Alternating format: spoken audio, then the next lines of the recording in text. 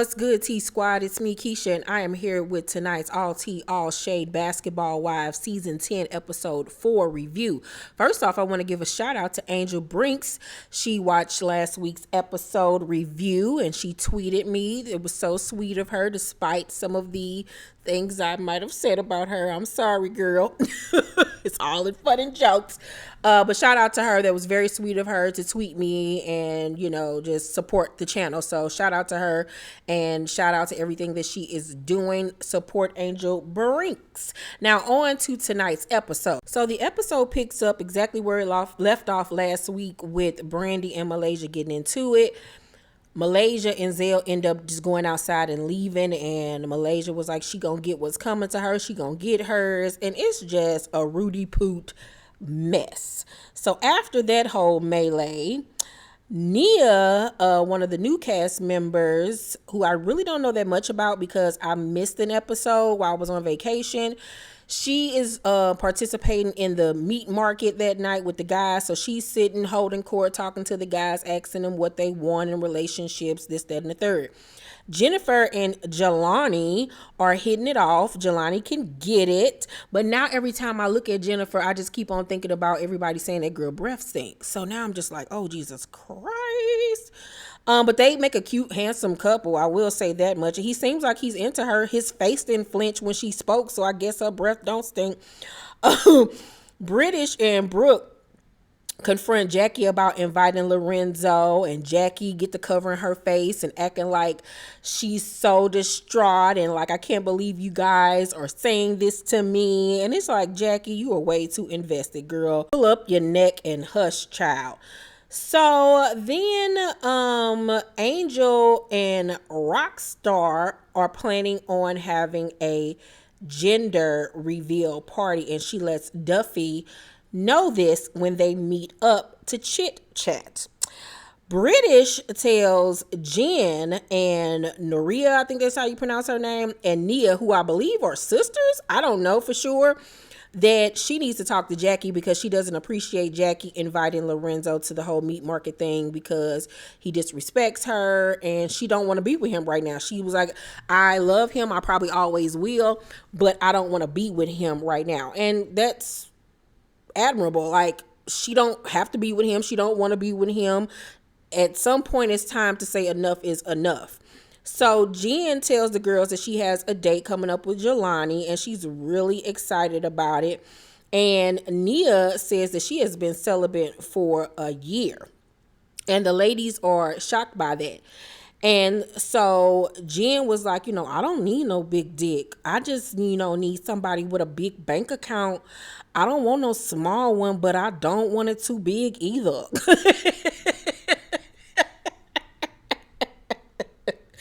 It just sounds like when Jen talked that she holding her breath through her nose, child. It's just the weirdest thing ever. But Nia is on some, she wants to wait until she meets somebody that she feels that, deserves it and is worth it and works for it. Which I agree, because y'all know I am celibate, baby. I'm celibate, not bit. I'm celibate. I've been celibate so long. So then Duffy asks Angel, has she told her mama about her being pregnant? And Angel was like, no, she hasn't told her yet because her mama, warned her about her first baby daddy, how he wasn't going to be there for her and how he wasn't ready for no kids and she didn't listen and how she got her feelings hurt and everything. And they actually show us flashbacks to when Angel was on the show previously. So Duffy in her confession was like, I wonder, is it the person that she's having a baby with that she's more concerned about how her mother will feel? I think that it's a bit of both. I think it's, Rockstar being Rockstar. And I also think it's you having another baby, with somebody you didn't even tell me, like, you how many months along. Like, maybe it's a situation where the mama already helping her with the kids she got. She's very busy running her boutique and everything. So, as a parent, you would be concerned with the decisions that your child is making. So Jen and Jelani meet up for a date and he looks good. His swag is still on 100. They sit down and they're, having lunch and they're talking. And it seemed a little bit slow for me, like the conversation. It seemed like he was quiet, like it was a little awkward pauses there, but Jen kept the conversation going. I don't know if he was intimidated by the cameras, if he's just not a talkative guy. But she asked him if he had any kids, and he was like, no. And she was like, do you want any? And he was like, I'm open to it, meet the right person. And he asked her if she wants children, and she was like, she doesn't know. She goes back and forth on it. That she, just lost her dog, and she was more of a dog mom. And he understands because he has 2 dogs, and they just vibe because they both dog lovers. And, I'm afraid of dogs. I don't really get it. I don't understand the whole connection. I'm just not an animal person, but shout out to you guys who are, but it ain't me. So at the end of their little date, he asks her if she wants to go out again, and she of course says yes. So it seemed like we might got a little match going on here. So then we see Jackie. She visits Angel at her crib. Angel lets Jackie know that she in fact told her mother, and she did not get the reaction that she wanted from her mom. It went exactly how she thought it was gonna go. I guess her mama hung up on her ass. So Jackie just gives her words of encouragement, and Angel is saying, Rockstar is the one. They're so happy with each other. He's her soulmate, and I still don't see it, but I guess, girl, it ain't for me to see. It's for her eyes only. Then we see Brittish going over to Jackie's house, and she wants to talk to Jackie about this whole Lorenzo situation and why she invited him. And Jackie was like, he came there for you. Like, have you talked to him since then? And she was like, no, I don't want to talk to him. He's disrespectful, and I don't want to be with him right now. And she was like, give me one example of how he's been disrespectful to you. And Brittish was like, case in point what he said at the event, telling some I raised you, cheating on me, other bitches, coming at me online on social media, like all of those things. And Jackie was like, well, I never knew you really felt like that. Every time we had the conversation, you always laughed it off. So I didn't know you were that serious, but I will fall back. I will leave it alone. And Brittish was like, please, stay out of people's relationships. And Jackie was like, okay, I will. And I was like, please, Jackie, focus on you and Doug. Doug actually looked like the cartoon character Doug. Focus on y'all marriage, child. So then it's the day of the gender reveal party. And I was obsessed with Brooke Bailey's dress. I'm going to go on her page immediately and see where she got it from, because I need the dress in my life. I loved it so much. I did not like the wig with it. I felt like she should have had a ponytail or a top knot or some long weave or something else. Maybe a bob with no bang, but the hairstyle wasn't working for me. But overall, I loved her look. She had the best look for me out of everybody, if I'm not mistaken. Nobody else's outfit really stuck out for me. But Jen tells her and Duffy about her date with Jelani and how she enjoyed herself and everything. And Brooke is really happy because she was the one that brought him to the whole meat market thing. So it was a successful, hookup on her end. Jackie and Malaysia arrive, and they tell Duffy. Duffy is the one that threw, I think, Angel's baby shower, if I'm not mistaken. I don't know. But she tells Duffy that, she just want everything to go perfectly for Angel because she been going through it. They don't need no problems, no issues. She wants it to go off with a hitch. And then in walks Brandy, and Malaysia face was just like, ugh, this bitch. So Brandy walks in. She doesn't even speak to them. She directly goes over to the other set of girls and speaks to them. And it's just a hot diggity damn mess. Nia says that she wants to go out on a date with Mickey Mundy from Love and Hip Hop Hollywood. So he comes over, they vibing, they talking, and he was like, shit, what's up? You want to spend the night washing my hair and giving me a good deep conditioner? Because that nigga know he got some beautiful ass hair. So then Angel and Rockstar arrive, and she had on one of her creations. It was cute for what it was. It was very Angel. I wouldn't personally wear it, but it was very her, and it was cute for her. I just wish she'd stop with these big ass earrings. Jesus Christ, I'm afraid for her earlobes. They mine, god damn it. But nonetheless, she looked nice. So she arrives, and she's so happy to see that her mom is there, and she's elated, and she goes over to speak to her mom. And the mama was already drinking and thinking, child, she was already a little tipsy on one, because, this is a lot for her to digest. So mama was like, I don't know him. You could have brought him over. And Angel was like, it was COVID and everything, and you did meet him one time. And I mean, girl, come on now, Angel. One time is not enough, especially when you about to pop a baby out with this man. So Angel reassures her mother that, he's unlike her last baby father, that he's really supportive and that he loves her, and he loves, I guess he already has a child, and he loves her kids that she already has.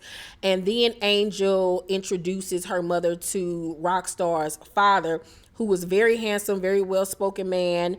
And he was just telling her mother, all of the wonderful things Rockstar has said about Angel's family and how close-knit they are and everything. So I think that settled her mom's worry a little bit, but she was honest with saying to Rockstar's father that, I've never met him, it's just a lot. And I don't blame mama. I really honestly don't. So then it's time for the gender reveal, and a helicopter starts flying over, and everybody rushes because the helicopter is going to blow out powder or dust or whatever to let everybody know what they're having. Then these synchronized swimmers come out, and everybody like, ooh, shit, I ain't never seen no shit like this before. This is fancy. This is classy. Somebody got money.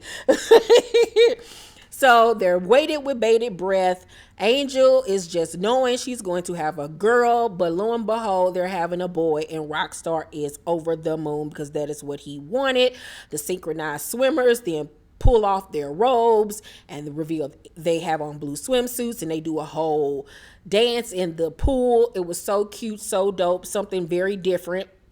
And then Rockstar surprises her with a surprise performance from Neo. I was like, come on, Rockstar. Okay, with your Jabot jeans on. He looked like he had on some Jabots. But he made it do what it do for her. And I was like, okay, I like this. She was so excited because she says Neo is her favorite performer.